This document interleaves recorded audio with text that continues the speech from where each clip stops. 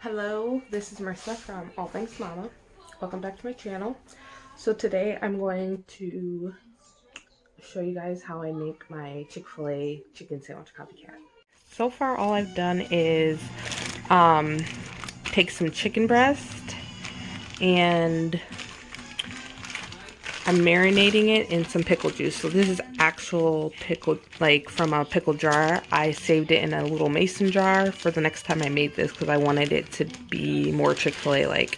And you know how Chick-fil-A has that like pickle kind of undertone to it. So that's the first step.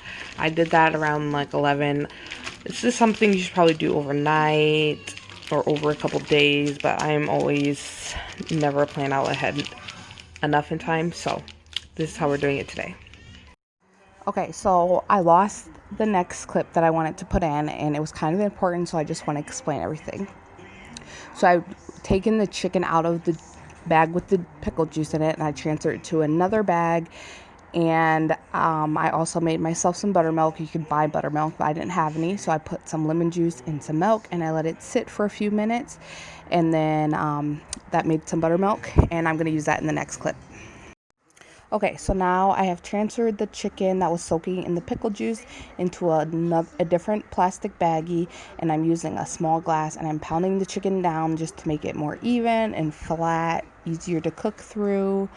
You can of course use something that's actually made to pound meat, but I don't have one, so I was just using what I had. And yeah, you're just gonna see me sitting here pounding this chicken down.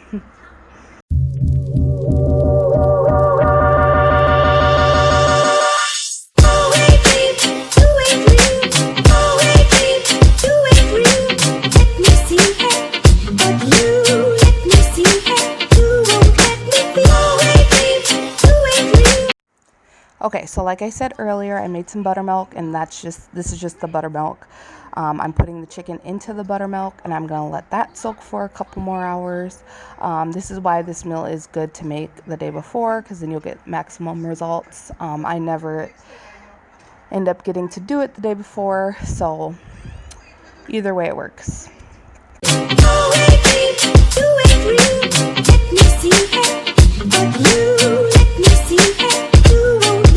So this step is optional, but we always like the spicy chicken sandwiches from Chick-fil-A. So I'm putting some hot sauce into the buttermilk mix to sit with the chicken as well, just to give it a little bit of spice.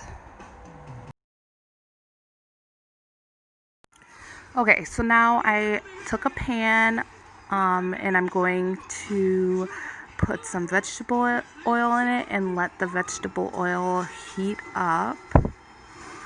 I don't really have a measurement. I just fill the bottom of the pan like deep enough to fry each side. The next thing we're going to do is make my flour mixture. All it is flour and seasonings. You put whatever seasonings you want on your chicken. I put Lowry's, garlic powder, onion powder, probably something to spice it up, but whatever you like to put on your chicken. As you can see here, I run out of the flour I was using, and the only flour I had left was bread flour. So I used it, but I do not suggest. At the end when I show you the food, you'll see that my chicken sandwiches came out a little burned and the texture was kind of weird, and I think it's because I used the two different types of flours. But I was using what I had, so next time we know.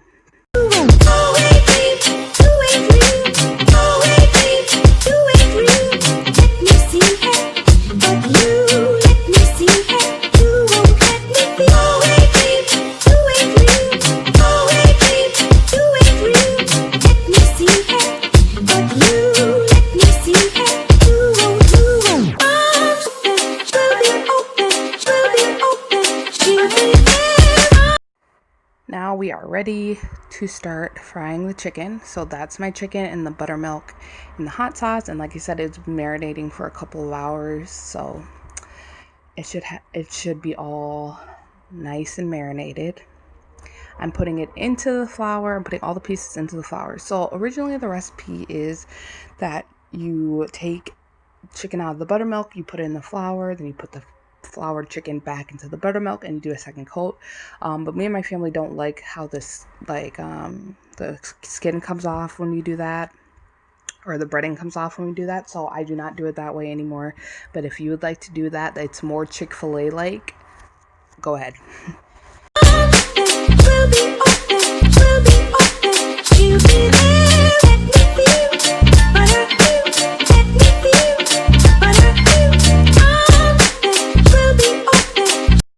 Right here you see me grabbing the flour again and sprinkling it into my pan, and I'm just making sure the oil is hot enough for me to start cooking my chicken.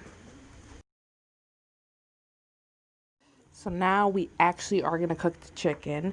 I'm just unzipping the bag. I have a pair of tongs and I'm just laying each one into the hot oil, making sure that I'm not overcrowding the pan.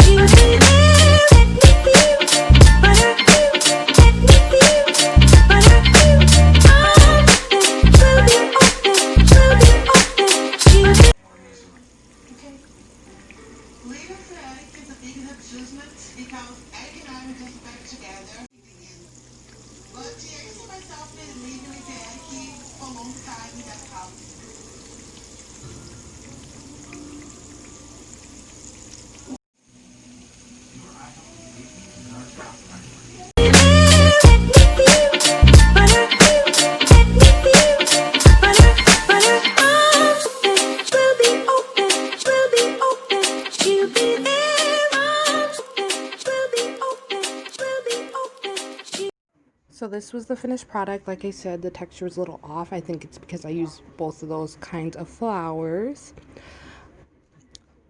I added cheese to mine, and I made fries in the air fryer like you saw earlier.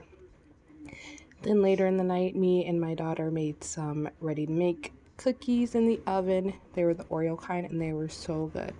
I hope you enjoyed. Please like, comment, and subscribe.